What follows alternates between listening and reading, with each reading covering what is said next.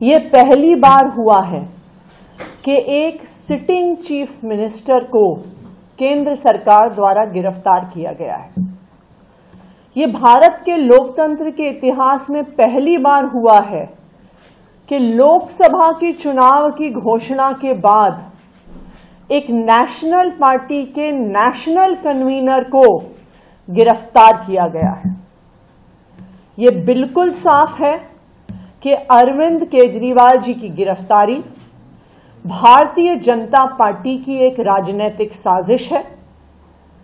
ED का उपयोग करके एक विपक्षी दल के राष्ट्रीय नेता को गिरफ्तार करना, एक ऐसे केस में जिसमें 2 साल की इन्वेस्टिगेशन के बाद भी 1 रुपए की भी recovery of proceeds of crime नहीं हुई है, एक ऐसे केस में गिरफ्तार करना जहां पर आज तक ईडी कोर्ट्स के सामने कोई भी सबूत नहीं रख पाई है, सिर्फ और सिर्फ ये दिखाता है कि ये भारतीय जनता पार्टी का डर है, ये प्रधानमंत्री नरेंद्र मोदी जी का डर है।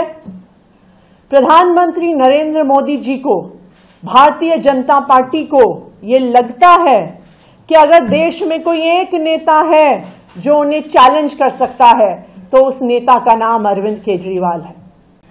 यह लोकतंत्र की लेवल प्लेइंग फील्ड का हनन नहीं है तो क्या है?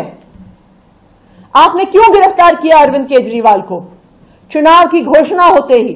क्योंकि आप चाहते हैं, भारतीय जनता पार्टी चाहती है कि वो चुनाव में कैंपेन ना कर सके, कि वो देश भर में जाके इंडिया गठबंधन के लिए कैंपेन ना कर सके। तो ये देश के इतिहास में, इस देश के लोकतंत्र के इतिहास में पहली बार हुआ है। और हम सुप्रीम कोर्ट से उम्मीद करते हैं कि सुप्रीम कोर्ट ने जब भी लोकतंत्र की हत्या करने की कोशिश करी है भारतीय जनता पार्टी ने, चाहे चंडीगढ़ के मेयर के चुनाव में, चाहे इलेक्टोरल बॉन्ड्स के माध्यम से, तो सुप्रीम कोर्ट ने सामने आकर लोकतंत्र को बचाया है। तो हम ये उम्मीद करते हैं कि उसी तरह से आज भी सुप्रीम कोर्ट लोकतंत्र की रक्षा करेगा। क्या इंडिया अलायंस के लीडर्स के साथ कोई कोऑर्डिनेशन चल रहा है इस वक्त? क्योंकि पहला मामला नहीं, आप कह रहे हैं हेमंत सोरेन की पहले गिरफ्तारी हुई है, अरविंद केजरीवाल, तो एक यूनाइटेड प्रोटेस्ट और यूनाइटेड कॉल, कुछ प्लानिंग ऐसी है? हम लगातार इंडिया अलायंस के नेताओं से सबसे टच में हैं। उनमें से कई लोग अरविंद केजरीवाल जी के परिवार से बात भी कर चुके हैं। हमारी भी कई नेताओं से बात हुई है और इंडिया गठबंधन के सभी प्रमुख नेताओं ने फोन पर भी और ट्विटर और मीडिया के माध्यम से भी अरविंद केजरीवाल और आम आदमी पार्टी के लिए एक सॉलिडारिटी दिखाई है। यह लड़ाई सिर्फ आम आदमी पार्टी और अरविंद केजरीवाल की नहीं है, आज ये लोकतंत्र के लिए लड़ाई है। आप मॉडल कोड ऑफ कंडक्ट लगने के बाद, चुनाव की घोषणा होने के बाद, विपक्ष के एक प्रमुख नेता, एक राष्ट्रीय पार्टी के राष्ट्रीय अध्यक्ष को अगर गिरफ्तार कर रहे हैं तो ये चुनाव को प्रभावित करने का अगर तरीका नहीं है तो और क्या है?